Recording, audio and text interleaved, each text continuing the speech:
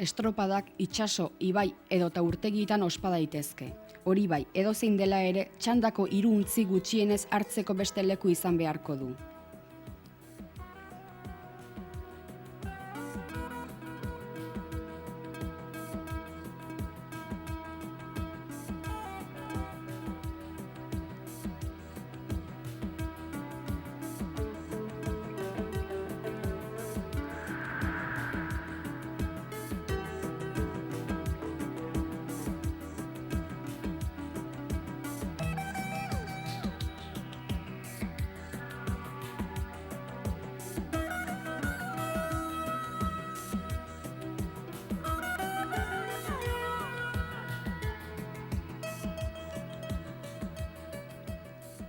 Untzien hasiera gunea eta ziabogak egiteko puntua balizaz markatuta egoten dira. Txalupa txikiek ere erabil daitezke baliza modura. Seinale hauen arteko neurriak ezberdinak izaten dira untzi mota bakoitzeko.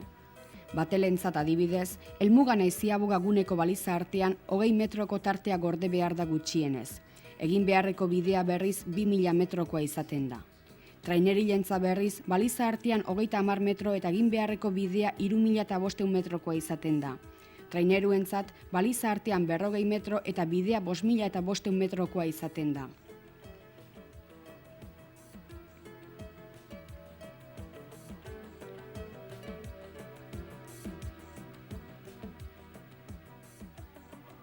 Bide hauek, ziaboga bakarrez egitea agindua arren ikuskizunagatik edo nahikoa aur ez dagoelako, ziaboga gehiago egitea zilegi litzateke, baina inoiz ez 7 baino gehiago batelentzat, 4 baino gehiago trainerilentzat edota 3tik gora traineruentzat.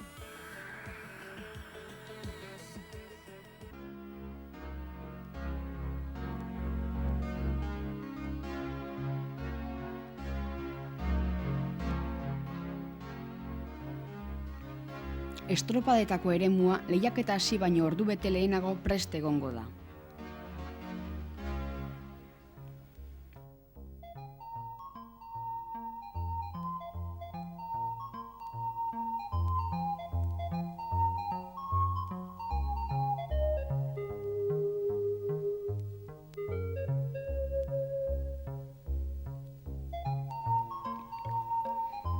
Lehiatuko diren untziak dagozkien lekuetan jarriko dira, bata bestearen parean hasierako gunetan.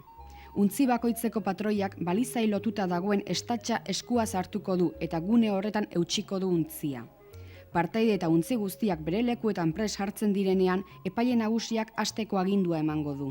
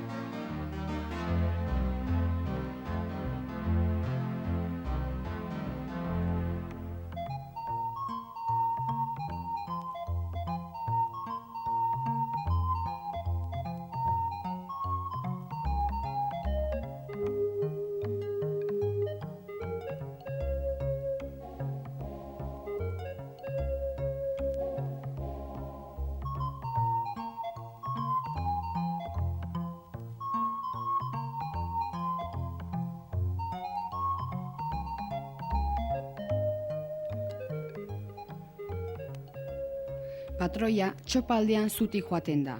Arraun luze eta handi batez traineruaren zuzenbidea zaintzen du, bere gizonei aginduak eta upadak luzatzen dizkien bitartean.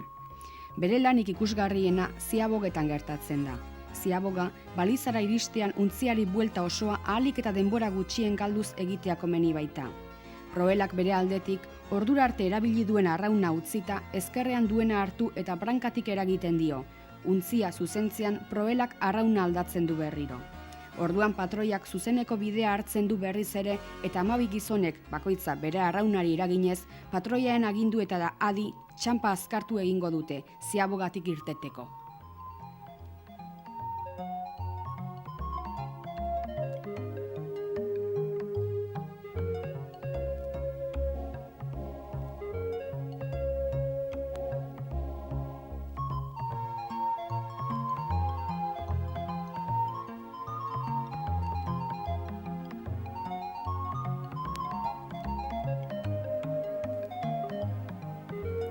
Untzietan ezarritako aurrerapenek sekulako eragina izan dute bogatzeko estiloan.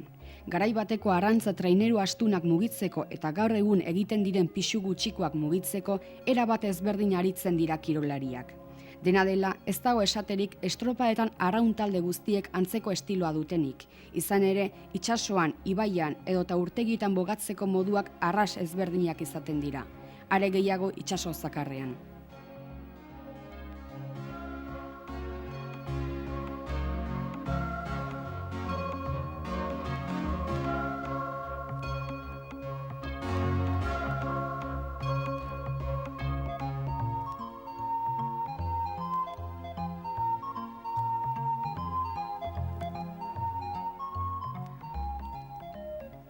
Estropadek azken urteetan jarraitzaile kopuru ikaragarria irabazi dute.